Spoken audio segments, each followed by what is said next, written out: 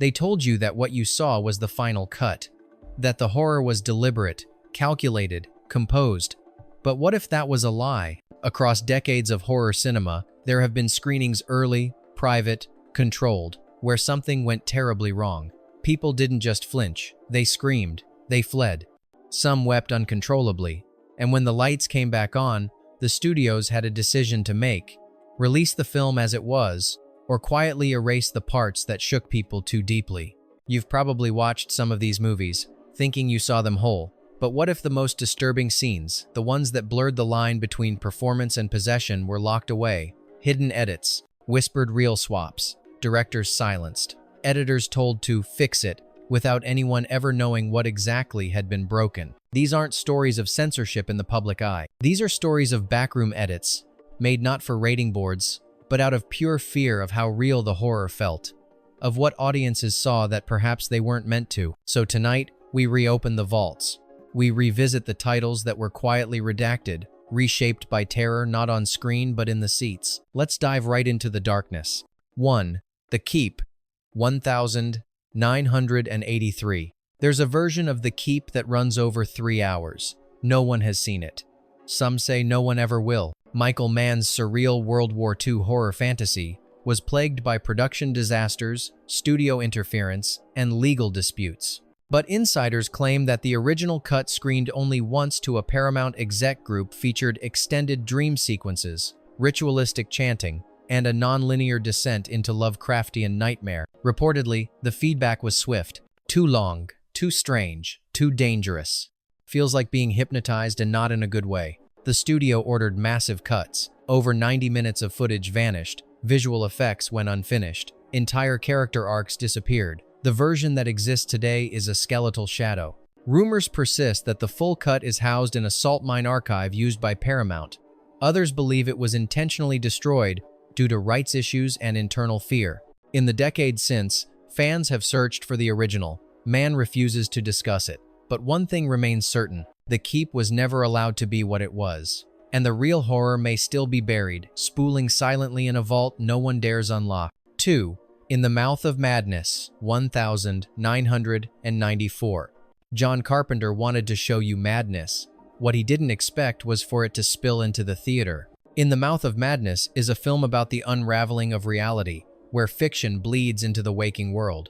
But a deleted sequence shown only once at a studio screening pushed that concept too far. The scene allegedly showed Sam Neill's character entering a movie theater, sitting among screaming audience members, watching himself screaming in the same seat. The loop continued, each layer more distorted, the audience faces turning to look directly at the real-life viewers in the test screening. Paramount reportedly received complaints from those in attendance, claiming the film caused disorientation, headaches, and panic attacks. Whether true or not, the sequence was removed the next day. Carpenter was asked about it in a 2002 interview. His response: "I filmed something I don't quite remember. I don't want to see it again." Was it just meta horror gone too far? Or did madness briefly become reality? 3. The House with Laughing Windows, 1976. Most audiences never even heard of this Italian psychological horror, but those who saw its pre-festival cut in Ferrara in 1975 never forgot it. The House with Laughing Windows is already a haunting descent into madness and art-fueled murder, but according to local reports, its original ending played differently, much differently. In the unreleased version, after the climactic confrontation, the camera lingers not on the killer, but on the mural. Slowly, the painted windows begin to weep real blood. Then, without explanation, the protagonist removes his shirt, revealing the same laughing window design carved into his back. The screening audience gasped. Some stood. One reviewer reportedly left the theater muttering, "This wasn't a horror movie, it was a trap." Director Pupi Avati never confirmed the cut existed, but an Italian archival technician once hinted that Reel 7 Amperes was flagged for destruction, citing concerns from censors about subliminal messaging. A few still believe it's hidden in a locked wing of the Cineteca di Bologna. Was the film simply too strange for its time, or did it accidentally capture something meant to remain in paint? 4. Event Horizon, 1997. There are reels missing, and no one, not even the studio, knows where they went. Event Horizon was already terrifying. but its original cut was something else entirely. One early version screened to a select group included an extended hell sequence that lasted nearly 2 full minutes longer than the theatrical cut. Screams, dismemberment, flesh rituals filmed with sickening precision. But what really disturbed viewers were the human eyes looking directly at the camera, silently mouthing prayers. The reaction? Pure rejection. Studio heads called it spiritually harmful. Paramount demanded it be cut immediately. The editing team tried to restore the footage for a later release, but the film was lost in transit, supposedly damaged beyond repair. Director Paul W.S. Anderson later said, "We tried to bring it back, but I think some things don't want to be found." Some fans still believe the lost cut exists, kept in a vault or stolen during shipment. Others think the footage itself was cursed. Either way, it begs the question, what did that scene show that made the studio want it erased from reality? 5. Possession, 1981. Few films feel as dangerous as Possession, but once, it was even worse. Andrzej Żuławski's feverish tale of paranoia and body horror featured a performance from Isabelle Adjani that still whispered about. But the U.S. test screening included a scene since lost. Anna, covered in blood, confronting a mirror that talks back with her own voice. The reflection smiles. She doesn't. According to an assistant editor, the reel was cut because the audience froze. Some laughed nervously. Others were visibly shaken. One man vomited. The discomfort wasn't due to violence, it was something else. That wasn't acting, that was rupture. The scene was never included in any release. Żuławski refused to acknowledge it publicly, but a French journalist once claimed to have seen the footage at a private festival cut, describing it as, "The closest cinema has come to demonic possession on screen." Was it art, or something that slipped through the veil? Event Horizon, E.T. Jojo 7. 6. The Ninth Configuration, 1980. The film already felt like a descent into the crumbling psyche of soldiers, priests, and killers, but in its first cut, The Ninth Configuration nearly took the audience with it. William Peter Blatty's follow-up to The Exorcist is a surreal, spiritual horror rooted in madness, but the original version screened once for a closed group reportedly included a brutal, unbroken scene of suicide. Not stylized, not symbolic, just a man in uniform walking calmly into a lake with weights in his hands. Test viewers didn't react with shock. They sat in stunned silence. One viewer later wrote, "It was like watching someone give up on screen, in real time, and no one stopped it." The studio demanded the scene be pulled. Not trimmed, buried, no mention was made in the commentary. No alternate cut includes it. But in production notes archived by Warner Brothers, one page is redacted with only a handwritten scrawl. Too quiet, too much. Was it horror? Or did The Ninth Configuration expose a reality too heavy for fiction? 7. The Believers, 1987. There's a reason this film still feels wrong, even in its edited form. The Believers follows a grieving man who uncovers a cult hiding in plain sight. Voodoo, sacrifice, and systemic horror all converge, but in its original screening, one scene made the panic too real. Reports describe a sequence where a child is made to watch a ritual involving animal sacrifice, filmed with shocking realism. The child doesn't scream, he watches, he learns. The camera never looks away, neither could the test audience. Until one woman reportedly yelled, "Turn it off," and bolted for the exit. The studio panicked. Animal rights groups were alerted. The footage, they claimed, was simulated, but insiders say it wasn't, and that the raw footage was immediately pulled from circulation and sealed under legal hold.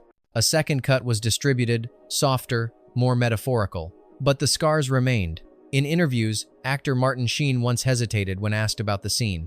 "They cut what they had to," he said, "but the air in that room never left me." Was it artistic realism, or had the Believers accidentally recorded indoctrination? 8. Audrey Rose, 1977. A girl's scream echoed into the parking lot. People outside thought it was part of the movie. It wasn't. Audrey Rose explores reincarnation, grief, and the terrifying possibility that a child might be someone else's lost daughter. But early viewers at a New York preview screening were shown a version with a prolonged hypnosis scene, in which the child regresses not just into memories but into the moment of her past death. According to notes from the screening, the child actress reportedly convulsed in real time, her voice dropping into a low growl, repeating the phrase, "He won't let me out. He won't let me out." The scene went on for over 3 minutes. unbroken. Audience members began to murmur. Some stood. One woman fainted. The atmosphere turned icy. The studio, shaken, removed the entire segment. Even in director Robert Wise's commentary, it's never acknowledged. And yet, in an obscure French horror magazine, a still frame exists. The child's face mid-scream, eyes rolled back, surrounded by light not used anywhere else in the final cut. Was the possession merely performance, or did the film tap into something it never meant to channel? 9. The Brood, 1979. David Cronenberg never shied away from discomfort, but The Brood tested even his own limits and left one particular scene to rot in the darkroom. The film, centered around psychoplasmic therapy and rage-birthed children, was already grotesque in concept. But early test audiences in Toronto were exposed to an uncut version that reportedly featured an extended childbirth sequence. No music, no cuts, just the mother's primal scream as she licked blood from the creature's face. The audience response was immediate. Some turned away. Others sat motionless, unable to look but unable to leave. A production assistant later claimed that one woman muttered, "It felt wrong. Not fake, not like a movie." Within days, the studio demanded the sequence be shortened. The final cut retained flashes, hints of what happened, but lost the lingering dread of a birth too organic to stage. Rumors persist that the original footage was kept by Cronenberg himself, never delivered to the studio archive. One horror journalist once asked him directly. Cronenberg only smiled and said, "Some things don't belong on film. Doesn't mean they weren't captured." Did the scene cross a line, or did it simply show us how monstrous trauma can become when given form? 10. The Other, 1972. They say evil has a face.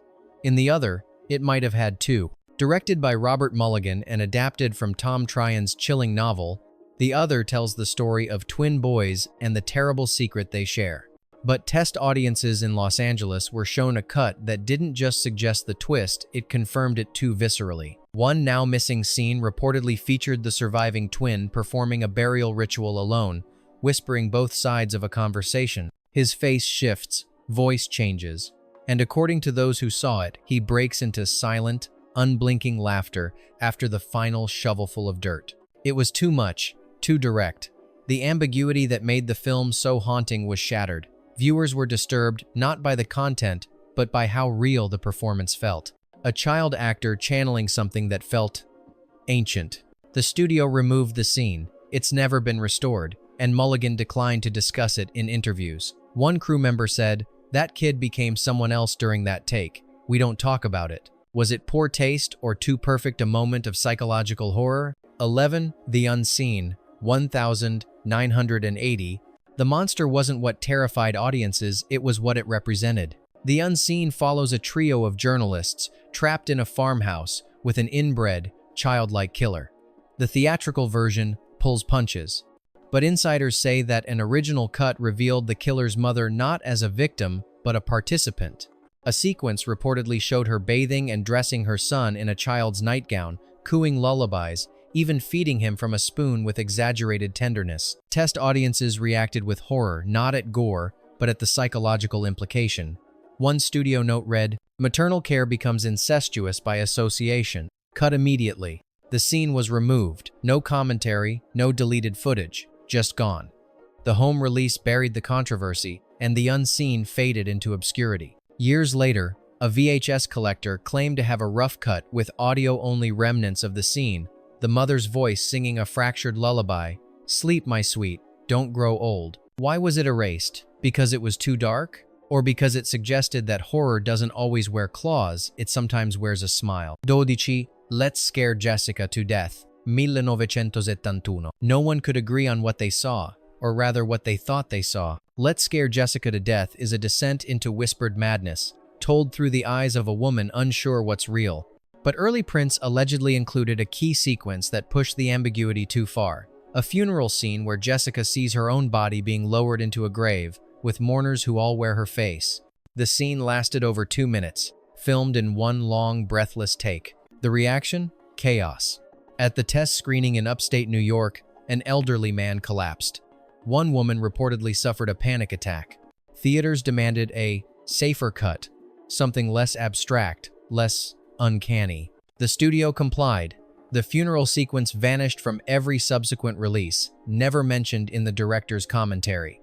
But a lone surviving promo still, published briefly in a 1972 horror fanzine, shows Jessica in a black veil standing opposite herself. The director has neither confirmed nor denied its existence, but cast members have dropped cryptic hints. One simply said, "There was a version where the line between Jessica and the dead didn't exist. They buried it." Did the film go too deep into the mind of madness? Or did it stumble into something we weren't supposed to see? 13. The Entity, 1982. The screams didn't stop when the lights came on. They continued in the lobby, in the parking lot, even outside the theater. The Entity, based on the alleged true story of a woman tormented by an invisible force, was already controversial in premise. But its original test screening version featured a sequence too disturbing to survive. Audiences were shown a prolonged, unbroken scene in which the Entity assaults Carla in real time. No music, no cuts, no fantasy glow, just silence and breath. A woman fainted during the screening. 2 others walked out sobbing. Studio execs were shaken, not just by the scene, but by the audience's visceral rejection. They called for an immediate re-edit. The final release softened the edges, adding visual effects and dreamy lighting. But word of that scene spread. Some critics claimed it was too raw, others too exploitative. Yet buried in editing logs is a curious note. Sequence 9B, redacted, master copy not duplicated. Some believe the uncut version still exists, locked in Fox's archive under legal hold. Others say it was destroyed to prevent lawsuits. But the question remains, was that scene too horrifying? Or was it too close to what actually happened? 14. The Kindred, 1987. Test audiences didn't know what to make of it. Some left halfway through, others stayed, but covered their eyes. The monster in The Kindred wasn't the problem. It was what the monster did in a sequence that's now missing. This 1987 creature feature centers on genetic experiments gone wrong, with a squirming mass of tentacles and teeth that once had a name, Anthony. But insiders claim that a now-lost scene showed Anthony's birth in graphic, almost medical detail. Puppetry mixed with real animal tissue, filmed in a cold, sterile tone, nothing theatrical about it. The test screening report was damning. Several viewers complained of nausea. One reportedly vomited in the aisle. The studio immediately demanded a cut, and the scene disappeared. Not trimmed, erased. It was never mentioned again, not even in the home video release. What survives is a choppy gap in the narrative, a moment where the film jumps, as if forgetting what just happened. A cast member later hinted, "There was a version where Anthony came into the world, and no one wanted to see it." Did The Kindred go too far with practical effects, or was it simply showing us something too close to biological truth? 15. The Sentinel, 1977. The room fell silent when the model looked out the window and saw hell staring back. In that moment, test audiences didn't scream. They froze. The Sentinel, with its slow-burning dread and Catholic symbolism, culminates in a fever dream of imagery, malformed figures, chanting rituals, and a brownstone hiding the literal gate to hell. But what early viewers saw during Universal's first screening was something else entirely. The original cut reportedly featured extended sequences showing real patients with severe disfigurements, not prosthetics or makeup. These individuals were allegedly filmed to evoke otherworldly horror without disclosure. Audience members were horrified, not just by what they saw, but by the sense that the camera had captured something unethical. There were whispers in the lobby. Are those real people? Did they get consent? Universal panicked. Within days, reels were reassembled, close-ups were shortened, some faces disappeared. To this day, the studio denies any wrongdoing. But horror historians point to early reviews that mention visuals no longer present. And a former assistant editor once claimed that the master reel has locked segments no one is allowed to open. Was it simply too disturbing? Or did the Sentinel cross a line no fiction should ever breach? Bonus: Next of Kin, 1982. Before we wrap, here's one more horror film you need to add to your list. Next of Kin is a slow, creeping Australian thriller that builds dread like water behind a dam until it breaks. But some say the version we know today is a shell of something far more unsettling. Shot in an actual retirement home with a troubling past, the film blurs psychological breakdown with inherited trauma. But in 1981, An early screening at the Melbourne Film Festival allegedly featured a cut with a full minute of found footage, inserts brief, flickering black and white images spliced into dream sequences. These flashes included what looked like real patients wandering halls, one mouthing words silently to the camera. Another showed the film's lead actress sitting in costume but off script, whispering, "He's not acting, he never was." None of these fragments appear in the final cut. Director Tony Williams has never acknowledged this version, but the cinematographer once mentioned in an obscure interview that some reels were misplaced during post-production and "we didn't fight to recover them." Rumors still swirl. Was it a creative experiment or something captured unintentionally during production? Some even speculate that the inserts weren't planned, that they appeared during development, on film not present on set. The footage is lost. Or perhaps it was never there. Either way, Next of Kin remains a film where silence is never safe, and the most haunting scenes may be the ones we almost saw. If stories like these unsettle you, it's because they should. Cinema is full of what we're allowed to see, but it's the scenes we were never meant to witness that linger the longest in rumors, in vaults, and maybe in memories that aren't even ours. If you enjoy peeling back the sealed layers of horror, consider staying with us. There's always another reel they don't want you to find. And tell us, which of these redacted scenes do you think was removed for our safety? And which ones were buried because they revealed too much?